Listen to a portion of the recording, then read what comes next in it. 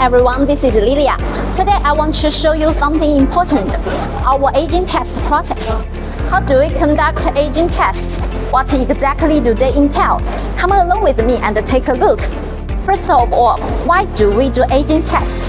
The purpose is simple, to find early failures, like dead LEDs, losing soldering, or unstable ICs before the screen reaches our customers. We want to make sure that when you receive your screen, it's already stable and reliable. So how long do we age our screens? For both indoor and outdoor displays, our standard is 72 hours. We believe reliability should never be compromised, whether the screen is used in a shopping mall, a conference room, or an outdoor billboard.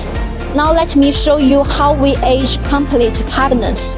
First, we built the cabinets into a full wall or put them on a rack, just like a real installation. Then we run a 72-hour cycle. We divide 72 hours into stages. Stage 1. New modules age for 24 hours first. Then we assemble them into complete cabinets. Stage 2. We set up a cycle.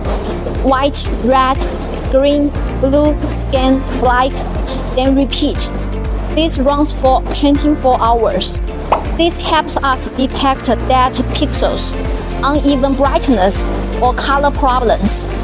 Stage 3. 4 hours of full white screen, then 20 hours of moving video. These tests screen scan, refresh rate, and performance under real conditions.